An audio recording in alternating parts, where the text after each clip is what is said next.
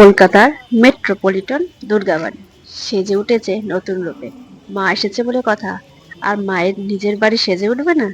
তার সাথে সেজে উঠেছে পুরো কলকাতার রাস্তা। দেখো কতটা সুন্দর লাগছে। আশেপাশের বাড়িগুলো খুব সুন্দর করে সাজিয়েছে দুর্গাবাড়ির সামনে। সেটা দেখতেই আমরা চলে গিয়েছিলাম মেট্রোপলিটন দুর্গাবাড়িতে।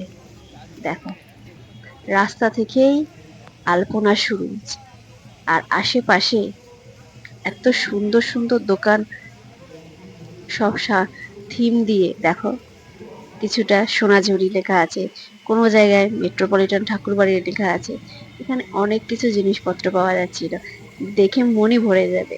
আর সবচেয়ে সুন্দর লেগেছে আমার কি জানো, এই রাস্তায় আলপনাটা, যেন সারাদিন দেখতে থাকি এই আলপনাগুলোকে।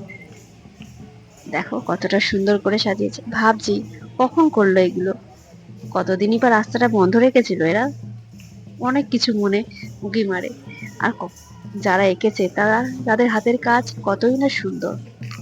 আমরা চাইলেও এত সুন্দর হয়তো আঁকতে পারবো না।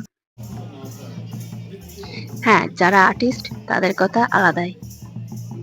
আমাদের মধ্যে অনেকেই এত সুন্দর আঁকতে পারে, কিন্তু আমিই পারি না। যাই হোক, মজা করলাম। দেখো, এইখানে হচ্ছিল নাচ। কি নাচ বলো তো এটা তোমরাই। এর জন্য আমার মেয়ে দাঁড়িয়ে পড়েছে দেখতে, আর নিচে নামার জন্য খুবই জ্বালাতন করছে যে কখন নিচে নামবো। কিন্তু অনেক লোকজন ছিল বলে, হ্যাঁ, রাস্তায় গাড়ি ঘোড়া ছিল না, পুরো ফাঁকাই। সব গাড়ি গাড়ি আগে থেকেই বন্ধ করে দিয়েছে। পুরো ঠাকুর বাড়িটাই মেতে উঠেছে নতুন আমেজে। কিন্তু কি বলতো, অনেক লোকজন আসছে তো সেই কারণে। তারপরেই চলে এলো এই দেখো আমাদের দুর্গাবাড়ি।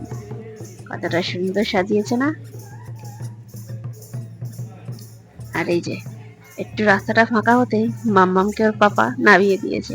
হাঁটি হাঁটি করে যাচ্ছে। কোথায় যাচ্ছে বলতো? দাদানের সাথে দেখা করতে যাচ্ছে। বাপি কাজ করে এইখানেই এক পাশেরই একটা নার্সিং হোম, সেই কারণে যাচ্ছে দাদানের সাথে দেখা করতে। বাপির ছিল নাইট, আর বাপিও চলে এসেছিল সেই টাইমে, সেই কারণে যাচ্ছে গিয়ে দাদানের সাথে দেখা করতে। আর আমি দেখতে দেখতে যাচ্ছি এখানকার জিনিসপত্রগুলো। জানোই তো মেয়েদের মন সবকিছু কেনার জন্য একটু খুঁতখুত করে, মানে ইচ্ছা হয়, সেই কারণেই দেখছি।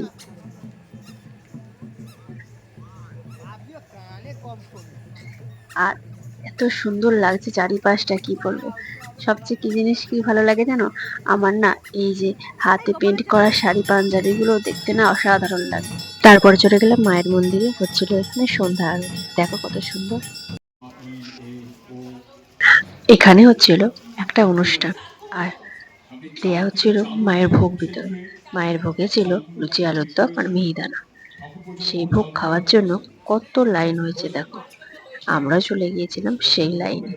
আচ্ছা, তোমাদের কার কার এরকম মায়ের ভোগ, পুজো দেখতে গিয়ে মায়ের ভোগ খেতে ভালো লাগে অবশ্যই কমেন্ট করে জানিও কিন্তু। তারপর দেখো, এই যে লাইন দিয়ে দিয়েছে।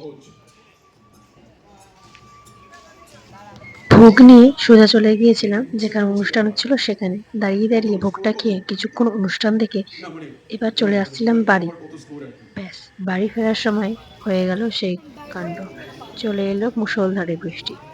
তোমরা যারা এখনো দুর্গাবাড়িতে আসোনি, তারা অবশ্যই এই সময় এসো, খুব ভালো লাগবে। চলো আজকের মতো টাটা। আবার একটা নতুন ব্লগে তোমাদের সবার সাথে দেখা হবে। সবাই ভালো থেকো, সুস্থ থেকো, আর পুজো সবাই খুব আনন্দে কাটিও।